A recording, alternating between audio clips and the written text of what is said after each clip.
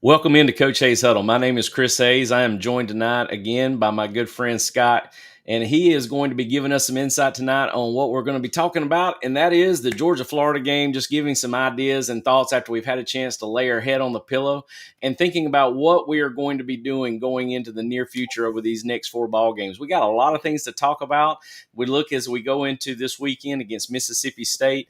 We're going to be breaking some film down, giving you some little teaser samples of both offense and defense. Scott's got a lot to talk about. I'm definitely here for it as well. Hope you stay tuned to us.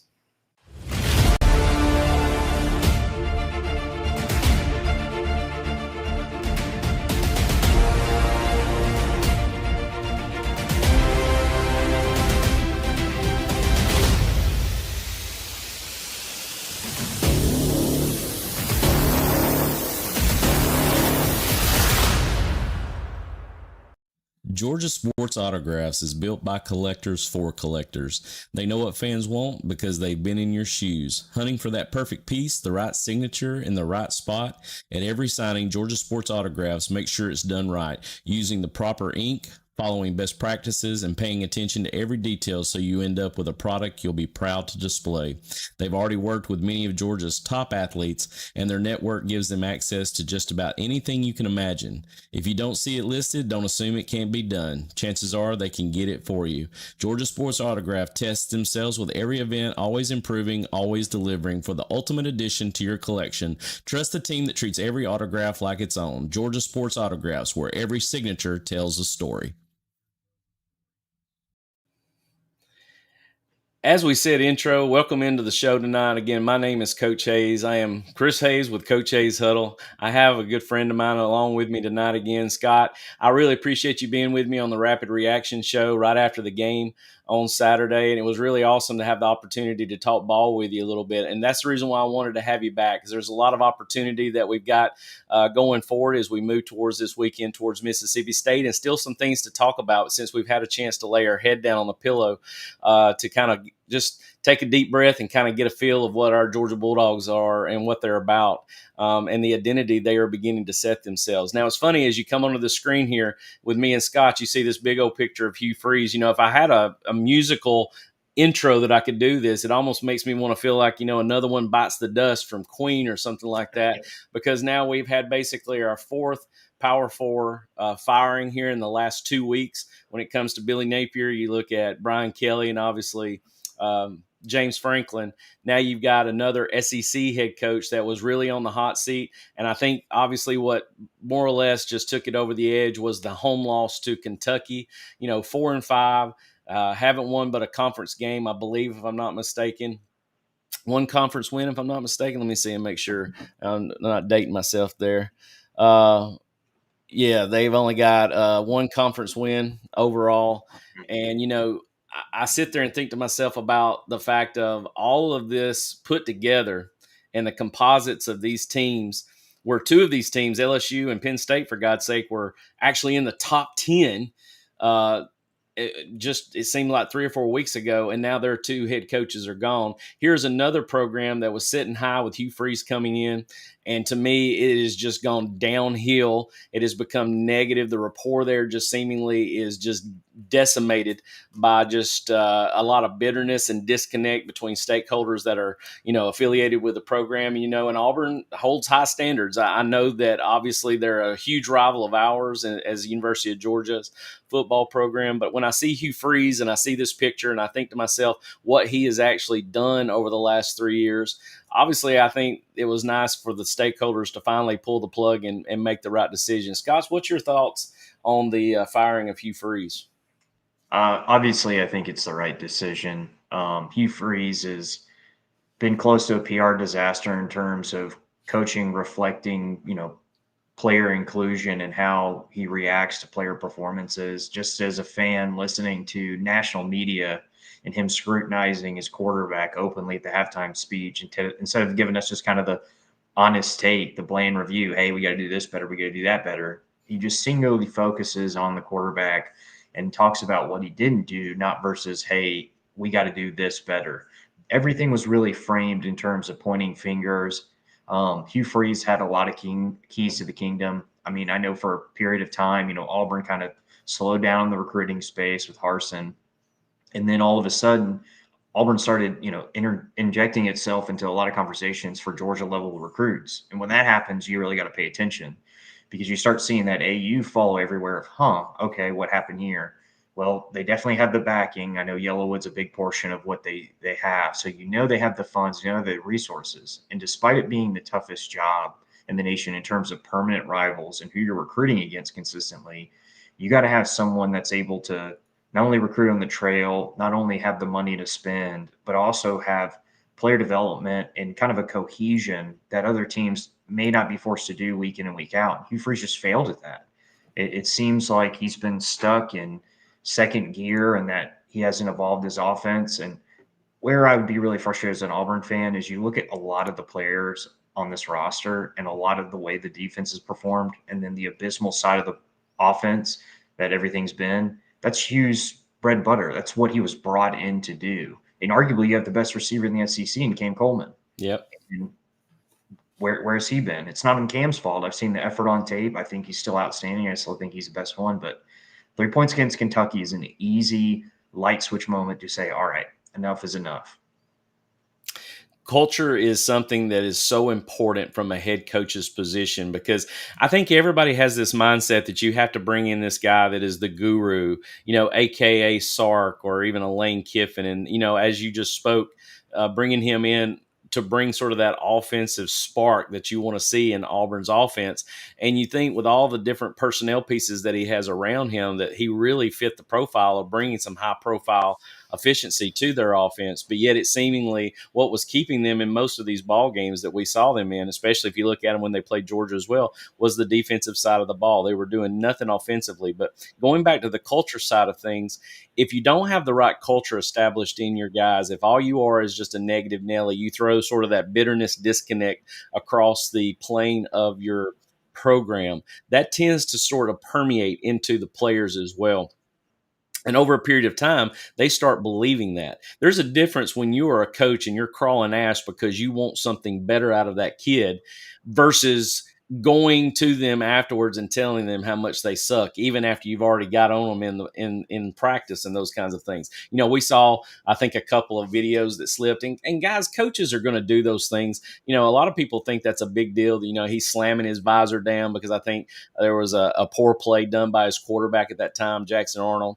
And, those things happen in practice all day long, twice on Sunday. I'm not really getting over hyped about that, but it just seems to me, based off the way we've listened to him in his pressers, you saw what happened at the end of the half of our ball game and how he just sat there and lamented about the fact of how, woe is us. We're never going to be able to overcome that.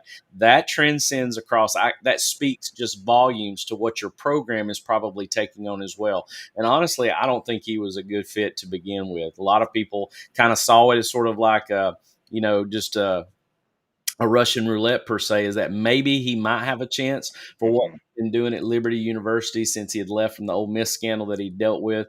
I just think it comes down to the fact that he never transcended that culture you want to see that program develop and be, because I think it's a good fit for a lot of different people out there, but Hugh Freeze to me was just not the fit. And unfortunately, just as you said, as well as what I'm trying to put in there as well, you can bring the best X's and O's compliments you want to a bunch of athletes. But if you don't have the culture and the mindset as a head coach, because you're the CEO of that company, you're dealing with so many different facets across the board as a head coach. And if you don't do the right things necessary that go beyond just the X's and O's, a lot of times it'll fall through. And I just think from a PR standpoint, to not really playing the good cop when it came to his players and taking care of them behind closed doors, I really think there was just a disconnect in that regard. And Hugh Freeze is just another one where, what have you done for me, yesterday mentality. And, I think this is what we're going to continue to see, is these buyouts are going to start taking place in college football, because to me, you don't even have the 3-year window anymore. I've always felt like a head coach coming into a program needs at least a 3-year window to try to establish the culture, build your program with your recruiting, and then obviously get everything installed where you want to have your staff, the one that you specifically would love to have there, that gives you the best efficiency to be the most effective to win ball games. And a lot of times that doesn't come in one year. You see Coach Smart in his first year. I mean, he had to take all the things that Coach Rick had left him, his non-recruits, and tried to use them. And he was fortunate enough, because he spoiled us, is that he transcended it very quickly. I think it's due to the fact that he was an alumni. I think that had a lot to do with him coming in and get the opportunity to, to help get us to the national championship game in his second year. That's unprecedented. So we were spoiled by that. But, I still think, too, that you have to have realistic expectations. And I think he had finally busted those with all the different stakeholders that he had there, because he was just not building the culture that I think Auburn wanted in their program. So, and what they need, too. I mean, Auburn's not an easy job. And nope. Ultimately, I think a good example of Hugh Freeze's tenure is you're pointing the finger at Peyton Thorne. You're pointing the finger at Jackson Arnold. Well, Coach, the buck stops with you. You are ultimately the one who signed off on these gets. You're the ones who pointed and looked at film and said, look, this is worth $1 million, whatever Arnold's figure is speculated to be, or whatever Peyton Thorne came in. And so on top of the culture, and another great example, I think culture is a perfect word for it, or lack thereof.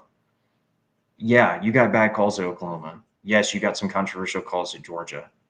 The fact that those are your primary concern versus, look, we're doing a lot of good stuff, we need to keep doing a lot of good stuff, tells me all the framing I need to know where your mindset is, because Auburn is a good enough team that they should not be in those situations and let them break their momentum and morale, especially against teams like Georgia.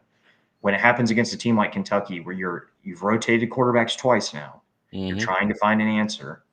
At the end of the game, the backup quarterback, his name's eluding me right now, is chewing out the offensive line, and everyone seems frustrated. That's absolutely a reflection of how Hugh Freeze has instilled the culture and how he coaches. Very well said, Scott. And I'll end on that right there. I really think that as we move forward, to me, the straw that basically broke the camel's back is that when you're at home and you're trying to find the right fit, the right piece, the right key to lock, and you've changed your quarterback out. I like how you mentioned that, because that's something that they were looking at doing. And for them to be at home against a Kentucky team that they should have beat and to lose 10-3, and it's still, again, an offensive, issue from Auburn's standpoint. If you're a stakeholder, you're just sitting there and going, that to me is what takes it over the fine line. There's just nothing else. There's no other compliment. There's no other excuse that we can make. And the only excuse that we can do is figure out a way to buy out his contract and send him on his way, because right now the culture at the University of Auburn is at an all-time low. As we move into the cocktail party from this past Saturday, I'm not necessarily going to go too deep into it, because we do have a couple of sample breakdowns that we're going to do. Here we've got a picture. I wish we had a little bit better, but I don't think people realize what an unbelievable tackle this was against DJ Lagway with CJ Allen. And, just talking about overall, now that you've had a chance, Scott, to lay your head down on the pillow and just think about the game from Saturday, because I think we always tend to get caught up in our emotions when it comes to, a rivalry ball game, and especially a game where you're still just uncertain about some intangibles that we're seeing and wanting to see evolve from either whether it be a defensive line havoc rate and getting off blocks and causing problems in the backfield, to our secondary solidifying their coverage schemes and being able to be over the top of everything. I look at all these different perceptives, but how big was CJ Allen's play in the game on Saturday? Oh, it was outstanding. I mean, recording 13 tackles against a Florida team that was trying to find a statement to get them back on track. And ultimately, when you get an interim head coach, it goes one of two major directions. It either goes what I call the Cadillac Williams direction, where you see what the team could have been. They play you insanely tough, win, lose, or draw. Or it goes into so-and-so's not playing, especially in the NIL portal game, and that's what happens. Well, CJ, to me, reflects, if you continue to work and fill in the process, you're going to have games like this and drastically increase your perspective among scouts, the nation, and everything. Now, Georgia's notoriously good at linebacker. And CJ Allen has kind of been up and down in terms of that. I know we briefly spoke early on this season. There were moments where he wasn't really a presence in the game. Well, this definitely was, especially when Georgia needed it the most. CJ continued to make critical plays, critical run fits against a team that, if it had the proper coaching, should be a 8-4, 9-3 team, even with that gauntlet of a schedule. And so I think that's my biggest takeaway from Saturday is understand Florida is not the record. Florida's roster is much better, and they've been dealing with A through Z in terms of problems of scheme, continuity, sequencing, all that stuff has been fighting against them. And you can tell because they'll be in a close game or they'll be losing to someone they have no business losing to, all because of their failure execution. And kudos to Florida. They absolutely had a good game plan. They knew how to attack certain things. They played really, really well. And for CJ to play well in a game like that, especially recording 13 tackles and making plays like you're showing, it's outstanding. Yes. CJ Allen was one that I was really questioning from the Tennessee game to the Kentucky game. I was watching on film day in and day out, and I was beginning to wonder, where is 3 at? Because I said in preseason, he is the leader of Georgia, not just the defense. I think he was one of the, if you were to put the top 3 guys out there, and I look at it from the third because you have offense, defense, and special teams, but I still think about it in threes, is that if CJ Allen, he should be the number 1 leader for this football team. And I was beginning to worry because I wasn't seeing the consistency where, to me, that person steps up and you just see him everywhere. It's one of those things that he just becomes a force of nature that is different, where you're seeing him do things like wow. And this was a game where I finally saw that wow factor. There's no doubt on this actual picture that I have here on this still shot that there's no doubt DJ Lagway scores on this play. If CJ doesn't have that run fit that fits outside, he's the only person who could have made that tackle, because I believe our corner Dalen was getting blocked by the bluff guy that came across on that. And if CJ doesn't make it, he's going in the end zone. But it wasn't just about, him tackling run fits inside A, B, and C gap. I loved it that he was running lateral down the line of scrimmage, tackling the fast screens as well. He was meeting people in the hole. And when he was hitting you with vengeance, man. He was taking it out on you. And you noticed a lot of his tackles where I just saw that he was punishing the runner with the football when he was hitting you. So CJ Allen's play this week is phenomenal. I know Coach Smart backed that up in the presser after the game, talking about how he goes out and practices every day. And that's the thing about it. It's easy for me to see from a helicopter's view, from a 20,000-foot view above, because I'm just not seeing him in the sample sizes of the games. I don't see what he does every day of the week out there at practice. I know that there's a reason why he plays the game and why he is our inside linebacker and is going to be probably, again, another high-round draft pick for us eventually once he declares for the NFL. So I'm excited about CJ and his play, but I love the fact that he's beginning to evolve, and I feel like we're seeing better play out of him as the weeks go on, and that's important when it comes to a football program needing to make the playoffs based off what we are dealing with over the next 4 games. Now, what I've got for you real quick, ladies and gentlemen, we're going to come off the screen and I'm going to show you a very simple defensive sample that I have done on my breakdown that is part of my Patreon account. I have put a lot of stuff on X, as most people know that know me. I have put it on Twitter, but I have backed away from that a little bit, and I've started taking the whole sample size and putting it together. And I just wanted to show you a real quick sample of just one of the defensive plays in the game and show you the breakdown component to it. So me and Scott will be right back. Middle guy, and then you're going to have your flat force defender. I love what I see here out of the nickel look. I see Chris Jones in at the jack position opposite of Gabe Harris. We're in basically going to be a 2-high shell that converts to a cover 1. So you got man up, man up, man up, and the safety here is going to be taking the number 2 receiver out of this. Because it's into the boundary here, you're going to have your middle guy, and then you're going to have your flat force defender with that backer to this side. So I want to see what we look like as we get out of the gate right here. This is a 5 receiver progression with the running back coming out as the 5th progression to this. So you can see here how it's worked out. So your middle hook curl guy sits right there right around the referee. You've got CJ Allen working out to the flat force to take the running back out of the backfield because, like I said, we're in cover 1. So that frees up your other linebacker. He's in zone. Janelle Aguero running across. I like that Dalen Everett's there. Zachariah Branch is going to help. This is the problem that I see with a lot of our safety look. When you're in cover 1 and you are the free guy, okay, you got to be over the top of the deepest guy. So Dalen's beat on the hip right now, and Zion is just now turning to run with him. So you have a well-thrown ball right there by your quarterback, which I think is where he was wanting to go with that right there to start with. There's a 5th that you definitely want with that, and that to me is where Zion's got to work on getting the depth that he needs to get over the top of that, because I mean where that kid is coming from on the inside seam, trying to get down the vert of the seam, he's got to turn a little bit quicker and get there on that. But everything's covered up. But what I want to show you is Janelle Aguero coming across on the underside there. See how he's kind of passive as he comes off? I'd like to see him be more aggressive and blow up 77, because this is slide left protection with a boot action off of this. We run the same type stuff. Do something right here.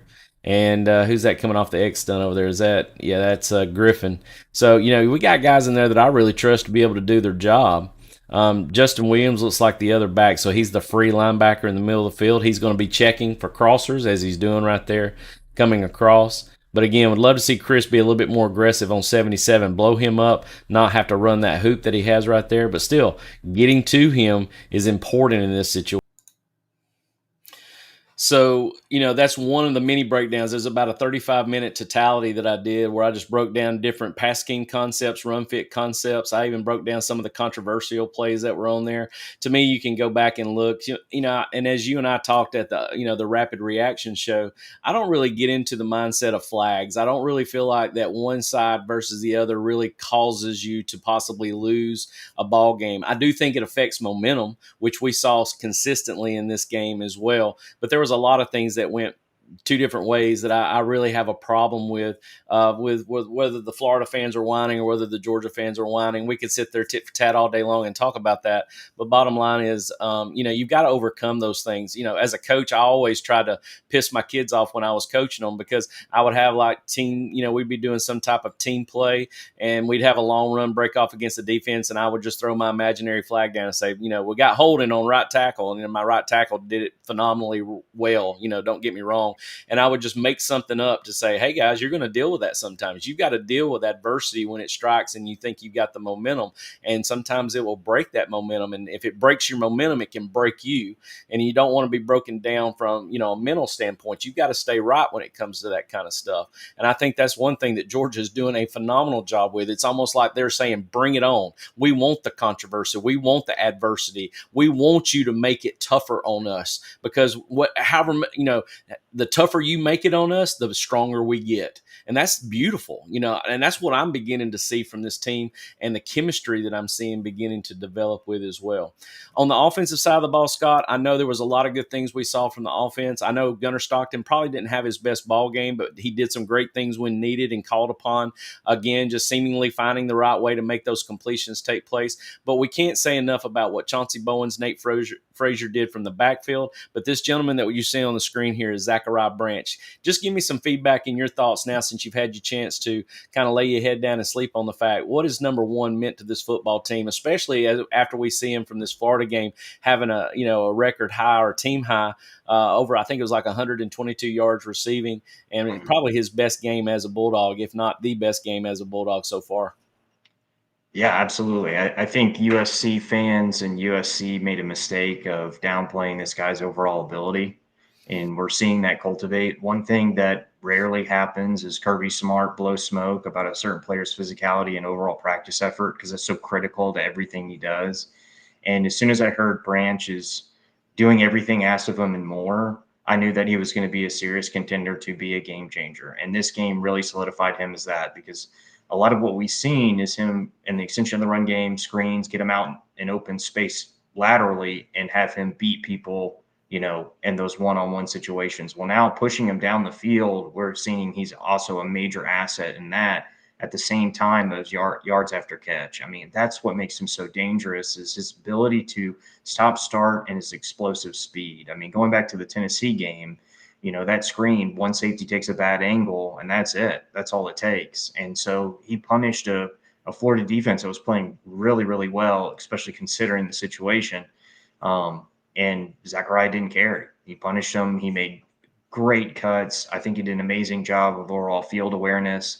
I mean, one thing that's critical to me is in a play that is defended well, can you still get me those 3 to 5 yards? If you can do that, you're an absolute game changer. Because I know there's going to be that one time that safety, that linebacker, that corner is going to misread the situation, line up to the wrong side, have poor leverage, whatever it may be.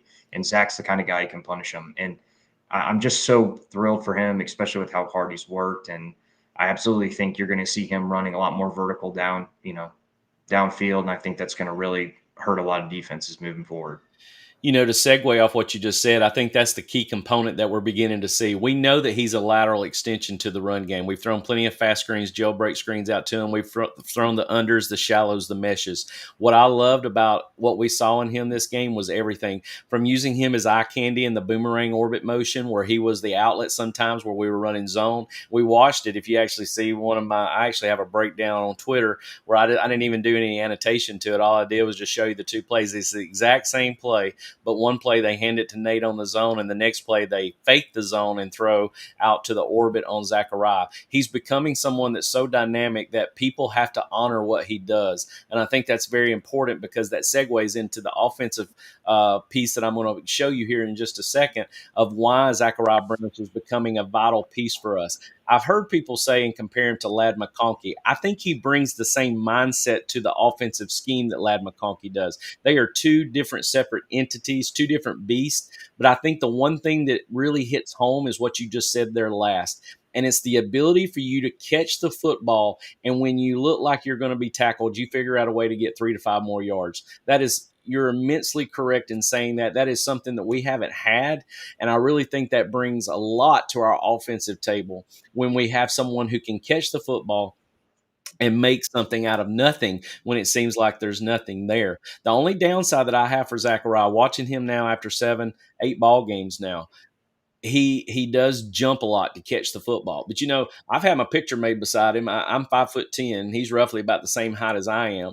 So I don't know if he feels like that's a guarded way for him to get up higher. Maybe the balls are a little bit more overthrown. But I have noticed on a lot of his catches where he has not necessarily needed to jump to catch the football. If there was anything I could say that he could work on to improve is to stay with his feet connected to the ground so that when he does catch, he's not having to redirect from there. He's in full stride when he catches it, because we know and saw from what he did against Florida that when he catches the ball in stride and gets out there in open space, he is dangerous. So Zachariah is doing a great job for the program. I definitely am glad that Lincoln Riley didn't use him the right way so that we saw him fit to bring him to us. And, with seeing him and along with his brother, who I am very excited about as well. We'll be talking about him in just a second as well. I just think there's some good things that we're seeing from a lot of different key players that we've been talking about week after week after week, and we're beginning to see the fruition of that. So, again, I want to show you a real quick teaser. This is a tad bit longer. This is an offensive breakdown segment where they actually use Zachariah Branch, and I talk about all the different facets that a defense now has to basically do in order to honor just a basic run play with all the different pre-snap motion. So I'm going to get that queued up and let you guys take a look at that. So just hang tight with me here for a second while I pull this up. Here it is. And I wanted to show you and help you understand how base zone, right here, we're just in Lucky Bunch tight. We're about to run Zorro. We're going to get orbit motion to a boomerang with Zachariah Branch. And basically what we're trying to do right here is create some discipline from Florida to see if they can honor all the different intricacies of just running base zone. So what you're going to get first off is you're going to get Zachariah. He's going to come on for orbit and then boomerang back the other way. Now we're going to run zone right. Now what I want you to understand, the first part to zone is that the ability to give or pull. So what you're going to do up front is, I noticed Florida is running an eye stunt. Most teams that do this, a lot of teams that run zone effectively, is the defensive line will actually slant to the side the back is to, because the opposite of that is happening up front with the offensive line. So if you slant weak, which they're doing here, it's going to have them redirect through the gap. And if it's not picked up correctly, you end up being able to slip, because what most linemen do in zone is that if a guy goes inside your gap, you let him go. And what happens a lot of times, that will help the defender be able to get around that zone block. Look at Micah understanding. He sees that step. He has nobody in his gap, so he kind of looks back to make sure Monroe takes him, and now he climbs. I love that discipline on the backside right here to make sure that the eye stunt doesn't fit. Now, the end guy on the line of scrimmage is your read key. But you also notice 5 at the linebacker position is having to honor the fact that Gunner can pull off of this. So 2 guys can't fly to the football on zone because Gunner has the ability to pull this on the zone read. Okay? Now, play side, I look at Dontrell taking on the inside slip to his guy, to Drew. Drew's not ready for that because that guy's lined up as a 4-eye, inside eye of the tackle. When Bobo steps, he's not ready for that. Look where his hands are at. Hands need to be higher, needs to be engaged. I think Dontrell does a good job of his double team and leaving his guy for Drew to climb to the play side backer. So, still, all you've got is an eye stunt from the front. You're reading one of them. It makes one of your linebackers fire play side, which is where he should go, but you're still having to make the backside linebacker Okay. And the backside end honor the fact that Gunner can pull this. Now, what you'll also see is number 14. 14 comes into the motion here. He has to be run support for this. This is not drawn up on the dry erase board for a safety to make a tackle. You've got everybody in the box blocked in red. But typically, this is where the F-back has to make somebody miss, okay? Now, I'm going to say this. If we were to rewind this and go back to where the actual blocks takes place, because Drew is not ready and his guys sort of tearing through his block, is Nate has to be what I call slow to, fast through. This is what I've always done, is that you be a little bit slower through the mesh point because you're coming downhill at a 45-degree angle, is that if you're slow through the mesh point, that you could put your foot in the ground right now and cut off Drew's block and be following up between where Micah and Drew are at right now. And unfortunately, he stays play side. Now, he tears through the tackle that Drew is kind of not doing a very good job because he's tearing through that. Because, 94 to me is a really good player. I called that out when I was doing my pregame show with What Florida Does. And, I sit there and think to myself all the time that if we have the ability to make a big play, our vision has to be better from the running back position. And this is something that Nate has to get better at. But I'm going to say this. Nate is carrying the football a lot more effectively than he was at the beginning of the year. I think everybody would make the right assumption with that and understand that. I think when it goes to it, Nate's doing a better job overall completely right now, helping complement what Chauncey Bowens is doing as well. So, again, we talk about all these different things. This is the reason why the RPO game, because now all of a sudden you can start reading 14, as we did in this first series, reading 14, reading the two safety high look right here, and be able to throw the RPO game off of this as well. That's why the RPO game is so important in this concept, because you get safeties flying downhill thinking they're getting zone, and then you throw off of it the quick slant, the replace behind it, the hot behind the safety that fits off of this. So these are all the small intricacies that you have. You have Zachariah Branch in motion. You've got to have eye discipline on that because he could pull and throw to Zachariah off of this. You've got two guys having to be patient and wait so Gunner could pull off of this. But then he gives it, of course, because of the read, play side zone. And I would love to see Nate put that foot in the ground, get up inside Drew Bobo, and right behind Micah Morris on this, but still not a bad run from scrimmage on first play. This is something I think is effective, but it just goes to show all the small intricacies that Coach Bobo does that makes Florida have to be disciplined in three different areas that sets up a play later for RPO game or pull off the zone. So there you have it. Something that, probably happened within the next 2 or 3 series. They actually threw it to Zachariah Branch off of that zone pull right there. So same motion, same play, same formation, but just a different outcome. And I think Zachariah got about 6 or 7 yards, an extension of the run game.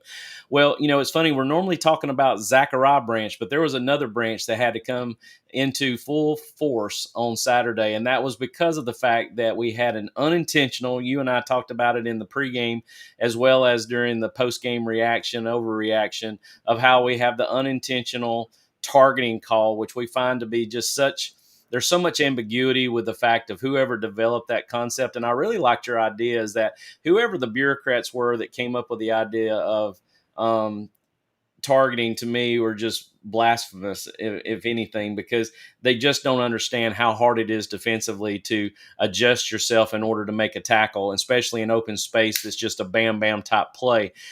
There should be tiers, and I liked your idea. There should be like a tier 1, tier 2, maybe tier 3. I don't know if that puts too much to it, but from what KJ was doing, he's trying to make a tackle. Does he lower his head? Yes. Does the crown of the helmet hit the kid in the form of targeting? Yes. But there was no malicious intent to that. And to actually kick a kid out of a ball game because he's trying to make a tackle defensively is just insane. Now, I know you would love to talk more in depth about that, but let's talk about the person who replaced KJ Bolden, and who is Zachariah Branch's brother, also coming from USC as well. His brother, Zion Branch, who ended up playing basically the free safety position for the remainder of the game. I'm going to go ahead and say this. There was a couple of plays. A lot of people are going to remember his pass interference call. A lot of people are going to remember that he was trailing on that infamous call, the catch that was not a catch kind of deal. But I'm going to tell you what, for the most part, Zion Branch did a great job filling in for KJ Bolden. I definitely think it's time for him to see more reps. And honestly, it may be in spite of the fact that you're looking to put him in front of Ja'Cory since you've got Kyron Jones's injury. So just your thought process on, what Zion Branch brought to the team on Saturday, and what's your thoughts going into this weekend versus Mississippi State?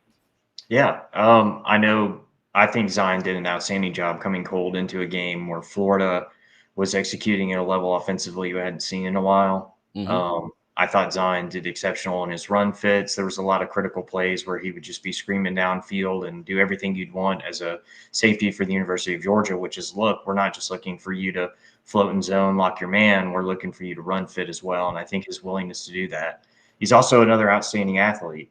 Zion's absolutely got great team speed and awareness. Now, there are some concerning issues. I know we went over like a cover one, cover two shell ended up being one look where he's got to be the deepest man on the field, and he wasn't.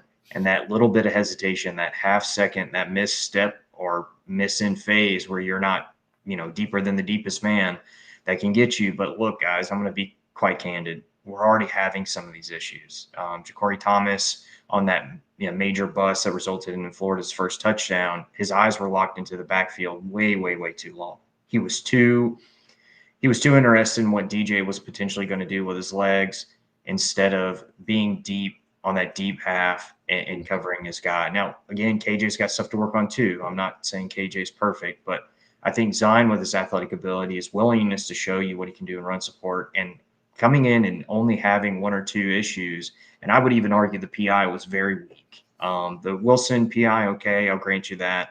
And another thing just about the refs, look, we're going to have bad officiating from here on out. You cannot get stuck in that and use that as a grade unless it's just really egregious and someone's costing you over and over and over again. I don't think Zion's that kind of player. I think Zion's going to, learn, get better from it. And I earnestly think he needs to get a ton more reps, especially across KJ, and it may be at the detriment of Thomas. There's nothing wrong with that because that breeds competition, and that's what you want to see. So what I do as a safeties coach, I probably crawl him for a split second coming off the field on the DPI, but then I slap him on the butt because I tell you what I love. Technique look good. Honestly, to tell you the truth, that happens 1,000 times over in every ball game where you have some kind of crosser being taken from a number 2 receiver and you're having to stay with him and you wrap just a little bit just to hold on, just to gain a little momentum, to pull yourself with them. Now, granted, was there contact? Sure. But to me, the ball wasn't catchable, but I like his aggressiveness of staying on the hip the way he did right there. And honestly, I will take that every day of the week and twice on Sunday. I would most certainly rather that be a bang play in a tight window where he gets a PBU, possibly a pass interference call, than him allowing an inside cut and a kid catching the ball similar to how Dylan Bell caught the inside slant route on our first touchdown against Florida. I don't want to see that. I'd rather see him being aggressive, just like with Raylan Wilson trailing the guy out of the backfield on the rail route. I'd much rather see him doing that. And believe it or not, Ja'Cory should have been over the top of that just to add more injury to insult. I hate to say that, but Ja'Cory needed to be there. And it comes down to it that you're going to breed that competition. And I think that's important because what I'm doing is I'm saying, listen, guys, I love all of you out here. Y'all come out here and bust your butt every day for us and for this program. And I want to see you get better. But when it comes down to it, I've got to put the best player on the field. So, it marks to anybody out here, to the winner, gets the bounty. I want to see you go out there and compete. I want to see you take a position, and you got to just be thankful for those people. If they come out and do their job every day, be consistent with that, then it should be a Zion Branch over Ja'Cory Thomas if he's doing it better in practice and doing what's prepped for them that week, because that's what certainly Coach Smart preaches every day when you hear him in the press conferences. Hey, we go on what we see in practice, guys. And if he's had a good week of practice, then we're going to give him that opportunity. And I think Zion did enough and gave us enough of a sample size where I agree with you, Scott. I think he needs to be out there. I think he needs to be competing with Ja'Cory. I think it almost needs to be what they've been doing with the offensive line with Coach Searles and what he's been doing with, rotating those guys in since we've gotten one Gaston moved down with Ernest Green being back out there. He's still getting Dontrell Glover in there. He's not letting him stay off the field just because we've got more depth there now. And it's beginning to show that consistency on the offensive line. So I am definitely with you. I will buy that all day long. I hope that 2 gets more opportunities to get in the ball game and play, especially as we move to Mississippi State this weekend. As we talk about Mississippi State, we look at just a program that honestly I was very optimistic about after week 4. I mean, this team was 4-0 with Tennessee coming into their house and honestly should have beat Tennessee. Could have been easily 5-0 with a conference win. Since then, they went kind of downhill from there. They just got their first conference win this week against Arkansas in a very mighty fashion. Most of you might have seen on the SEC network something that was platformed out there. Not only was it a game-winning touchdown that sealed basically the win for them in under the last minute of the fourth quarter, it was someone we're very familiar with, a guy by the name of Anthony Evans catching that route and taking it in the zone. So, Jeff Lebby, there's a lot of good things we've heard about him. But, Scott, I'm just interested to hear on your take on what you think about this Mississippi State team as we get prepared for them coming in this Saturday. I think Mississippi State's entirely dangerous. Just like you mentioned, not only the Tennessee game was really, really close, the Texas game went to overtime. And so Texas as a roster, obviously they may have fixed their offensive woes. We'll see. I always kind of pump the brakes on 1 week performances. But consistently, Mississippi State has played with teams whose rosters are more set in stone. Their systems are more set in stone. They're not figuring things out like Coach Lebby's having to do. And they play with them for the entire 60 minutes. They provide a lot of dangerous opportunities for themselves. Obviously, Anthony Evans is having a fantastic year, which, I'm happy for. But teams are not their records anymore. Now, with the new situation of NIL and obviously how saturated coaching is across the board, Jeff Lebby's a very, very dangerous coach. Now, one benefit going into Mississippi State, we're going in early, so the crowd may not be as volatile. But just going back to Mississippi State as a team, do not look at their record. Look at the score progression in each thing. If you're going to box score scout these guys, you need to look at every game they've played against major contenders or who, when they played, were major contenders. They played them tough for the full 60 minutes. Now, that also can do what happened against Arkansas. You can get behind, but they find a way to make it close every game. And Georgia, thank goodness, is used to that.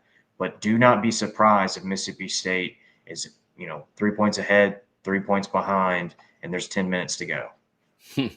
Very well said. I think Jeff Lebby, talking about sort of the polar opposite of what we were talking about Hugh Freeze at the beginning of the show with Auburn, I think Jeff Lebby has done a great job to build a good culture at Mississippi State. Now, it's a very senior-heavy team. If you look down through their depth chart right now, their starting offense and their starting defense out of the 22, you're looking at roughly about 17 to 18 seniors that are your primary starters. In fact, their actual leading tackler, Jerron Manning, he's on the depth chart as a secondary safety right now.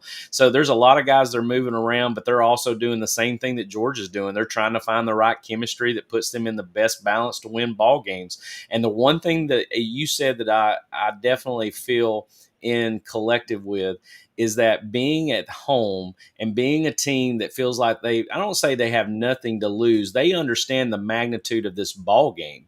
So therefore, they're going to give you everything they've got for 4 quarters. And you've got a program unlike Auburn, who really don't have that connection with their head coach. I think these guys play hard for their head coach. They believe in their program. They believe in their head coach. And as you said, throw the records out the window. You're at home. You got the cowbells that are going to be ringing from hell. I mean, we're going to be dealing with just that constant thorn in our side throughout the entirety of the game. I mean, you got Blake Chafin with 2,000 yards passing. You've got 2 receivers. Not only do you have Anthony Evans, you've got Brennan Thompson, so they've combined for over 1,300 yards receiving.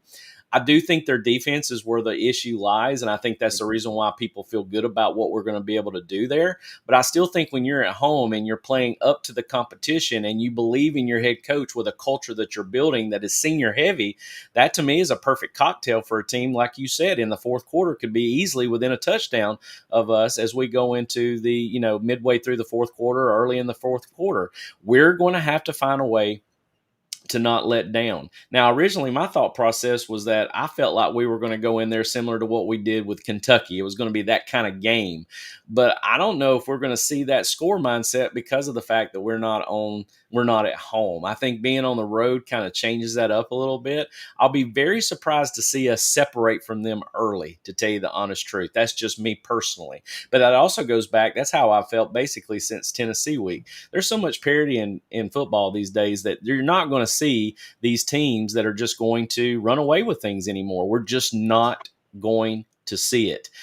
But I'm going to tell you this. looking at Jeff Lebby and being able to listen to him. I know he was on the Netflix special. What was this show that most of the coaching staffs and the teams did that was on the Netflix show? I cannot remember what that was called. Any given Saturdays or Any given Saturday, that's correct. yeah, Yes, I watched a little Any given bit of that and just listening to him talk to his team. I'm like, dude, I could play for him. I could coach for him. I would really like to. I mean, he's one of those kind of guys that just to me has got the right mindset for the culture of his program. I think he believes in what you have. And I think that's what, as stakeholders and as, your contributors and people who are, donors to that program, you can get behind somebody like this and rally with somebody like this. So, go And to ahead. caveat what you're saying, Coach, look, stakeholders obviously want to win, but when proof of concept is how hard are your players playing for you? Because there's a metric fans for some reason throw out the window, and maybe it's because some of them didn't play and maybe some didn't play long enough. Physicality for 60 minutes. If you don't have the most talented roster, but they're senior driven, there's a culture instilled in them, and you're seeing for a full game a Mississippi State roster that doesn't have the comparable talent to a Texas or even maybe a Tennessee, and you're playing with them blow for blow the entire game. To me, that speaks so much for the coaching staff and what Jeff Lebby has done. I really think Mississippi State needs to do everything they can to hold on to Lebby because, again, record window Without a needs to be doubt. thrown out because, again, you're talking about close losses to Tennessee, close loss to Texas, teams that have arguably and likely a lot more resources and a lot more availability, and they've had their coaches for a lot longer. And Yeah. then you find a way to come back against Arkansas, whose offense has been outstanding all season almost. Mm-hmm. And, like you said, their vulnerability is defense. But one thing I can guarantee you, that defense played as physical and as hard-nosed as they could for those full 60 minutes. Well, yeah, go ahead. I'm sorry, I didn't mean to interrupt. No, that was it, Coach. I just wanted to caveat what you're saying because I fully agree. I'm a huge fan of Lebby. I think he's absolutely outstanding. I think he's exactly what Mississippi State needed. A guy who's trying to, step into that threshold being a head coach, and Mississippi State hit it out of the park. And that's huge because when you have what we're about to see and witness this Saturday, any given Saturday, as we like to call it, and I think that's the reason why you hear Coach Smart say this, and a lot of people think it's coach speak, but guys, they're not thinking about Georgia Tech. They're not even thinking about Texas yet. I promise you that because of what they're witnessing this year and what we're seeing across the board in every game. If you watch what you're seeing in SEC play, even really across the nation and all Power 4 conferences, you are seeing, unless you're in the Big Ten, you're seeing these kind of games being played, especially in the SEC, where it seems like any given Saturday, the team that executes the best, the team that runs the ball the best, the team that's better in pass efficiency is going to win that ball game. And it doesn't matter what the record shows. To me, you've got programs that are out there that are primed to be the winner on Saturday. And that's the reason why I think Coach Smart has these guys 100% focused on the other Bulldog program in the SEC and Mississippi State.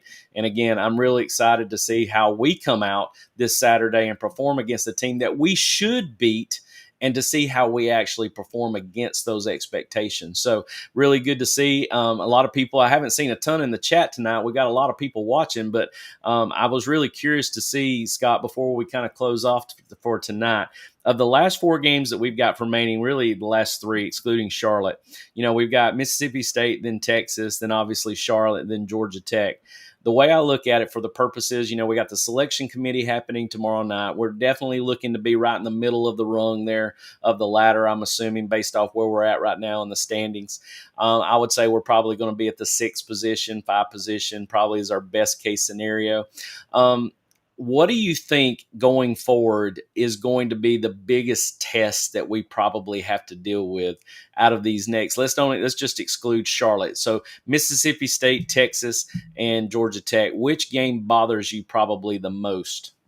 This one, because I think Mississippi State has a lot of people fooled. Now, obviously us, because I think we've watched them long enough to know, like, they're going to try to drag you into deep waters and they're not going to let you go. It's kind of cut the head off the snake mentality. If you're going to beat Mississippi State, you're going to have to cut the head off the snake early. And look, even then they may find a way. Yeah. So, and if I was going to go into order, I would say Mississippi State, I would say Texas and Georgia Tech both combined have me a little concerned. I want to see how Tech does for the rest of the season. Obviously, their schedule is easy enough where even at 10-2, they may not be playoff locks. Yeah. Texas's defense concerns me, but in team's totality and team's mindset and mentality, where it's at, when it's played, Mississippi State's my number one, especially coming off a rivalry game like this. Florida played outstanding. Kudos to Florida for doing what they did. You come out with a win. Now you're having to bounce back because we're having to go on the road again and go out to Mississippi State. But just, one benefit, it's early. Georgia's been tested in these games. Georgia's found ways to win too. So it's very similar mindsets from both football teams. And that's truly where I respect Mississippi State here to put them at number one. Yeah, we've actually got somebody finally make a post here. I was going to see, just because this could take us off on a massive tangent here, but we got some time to think on that.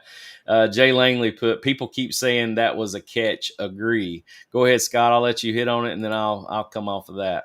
So I was lucky enough to be listening to WSB, Scott Howard, making the game call. And for whatever flaws they may think and the biases, they're really honest. There were several angles in the stadium, and one angle I think they showed where it was actually the front of the receiver. So from where DJ was throwing to where the receiver stopped and came back to, the ball clearly bounces. Now, the other angles, you could argue his forearms were underneath it. The other angle, the side angle from the sideline, you can argue, look, we can't really tell. If you look at the angle that's now coming out, I'm telling you guys, you'll see the ball make clear contact with the ground, and that's it. And also, think about it this way. Refs are bad enough where you do not need to leave the game in their hands. If the ball's thrown better, if the receiver is able to come back to it and actually establish her forearms, we don't have this huge controversy. But people jump on the TV copy. They think that's it. And again, I understand officials have been bad all year, so you're not going to presume anything else. But the idea that this was just some conspiracy to hand wave away Florida, no. Gentleman didn't even catch the ball. And here's the cherry on top, guys. The interim head coach came out and said it was not a catch. So if you don't believe me, you don't believe your lying eyes, ask the interim head coach what he thinks. Very well said. I don't even really think I have anything to add to that because I completely agree with it. It's very easy, like I said, from a coach's perspective to look at your team and say, okay, we're going to allow this actual penalty to cause us complete disconnect for the rest of the game. We're going to live off this bad call, and this is what just defines us for the rest of the game. I'm so glad that we don't do that, because we could have sat there and really had the opportunity to get upset about the clap, the exaggerated clap false start. Those things bug me. To have two drives basically that would have been extended offensively for us to get called back for very minute hold calls. One was more specific, Dylan Bell on more of a block in the back, really more than an actual hold. But the other one was egregious to me, that they actually called that holding call that basically nullified two drives that would have been scoring opportunities for us in that first half before, we finished up being tied with them 10-10. In the midst of everything that was going on, we fought through all of the adversity that we had. Florida wants to use the fumbled forward pass from Gunnar Stockton. They want to use the incomplete pass. I tell you what you do is you don't focus on those things. How about get the first down on 4th and 1?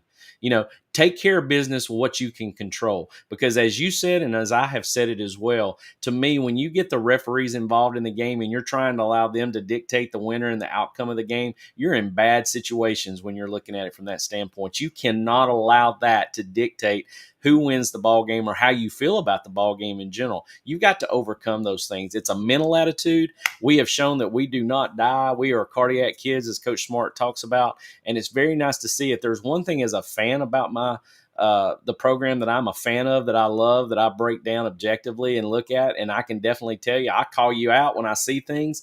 If it's a spade, it's a spade, because I love calling people out when they do stuff wrong, but I love praising them when they do stuff right. And there's a lot of things that we've got to correct and get better on film, but I'm going to tell you this, we do not give up as a football team, and that's hella nice when you're a fan to know that you're going to have a program. Talking about Jeff Lebby and his program playing for 4 quarters, they know they're going to be in a dogfight, pardon the pun, with us on Saturday night as well.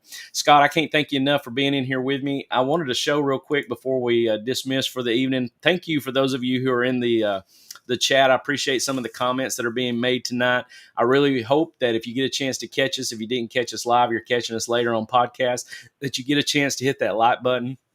please subscribe to the channel. I'm definitely going to have Scott on more often. Definitely appreciate his time with me tonight. And I wanted to show you real quick, as part of the Patreon group, the reason why I've got the Patreon group showing here is that those of you who you can sign up for free, but if you have the opportunity to actually come in and show membership to the Patreon, not only are you getting the exclusive X's and O's that I break down, the recruit analysis, the player analysis, all those things that I'm keeping exclusive to my Patreon account, I'm going to be putting you guys in right now. Currently, I have 21 that have signed up in the Patreon as members over the last 2 weeks. So I'm excited for that. I appreciate those of you who are contributing to that. If you're in the chat or see the show later, thank you so much. I do appreciate your patronage. But I've got my first drawing that I'm going to be doing, and I don't know if I have the screens to show it or not, but I've got an Elias Williams signed jersey that will be going out for the first drawing for my Patreon group. And I'm very excited to do my first giveaway for that group as well. I got a chance to meet Elias this weekend, past weekend, 2 weekends ago, the off weekend, and just a great kid. I mean, I'm looking up at him like this because he's so tall, but just a great athlete that they're using a lot more in their 11 and 12 and 13 personnel. Coach Bobo's trying to slowly work him back in, and along with what Lucky and Delp are doing at that tight end position. But just very excited about the opportunities to contribute through the Patreon. And Scott as well, thank you for joining me again tonight. I always love your insight. I think you put things very common sense out there and just give it just a nice little flat line that we need to understand. And I appreciate your time with me this evening. If those of you who don't know Scott, tell them how they can find you. Absolutely. You guys can find me talking football on Twitter at WSGreenJR. There will be a gentleman holding a rifle looking silly like I always do. Love talking and meeting people like Coach Hayes, so I really appreciate you having me. And just to add on to that, look, guys, you need to get an Elias Williams jersey. Buy stock now.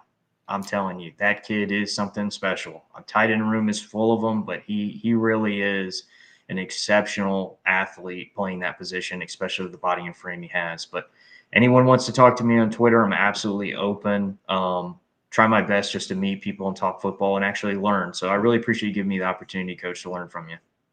Well, I learned from you as well, my friend. I appreciate your time and efforts with me this evening. And as always, as we move forward and get prepared for Mississippi State, we will have another show on Thursday, and we'll actually be breaking down a little bit of film on Mississippi State. I'll probably pull it up against Arkansas, the team that they just got done defeating, and definitely show you some highlights from that as well. And I'm very much excited about what we're going to be seeing as we move into Saturday. Scott, as always, I appreciate your insight with me. I hope you have a good evening. Everybody out there in whatever social media world you're following us on, we do thank you for your patronage. Make sure you hit the like and subscribe to the channel if you haven't had a chance to, if you've stayed around to this part of the show. Have a great night, and as always, God bless and go Dogs. Go Dogs.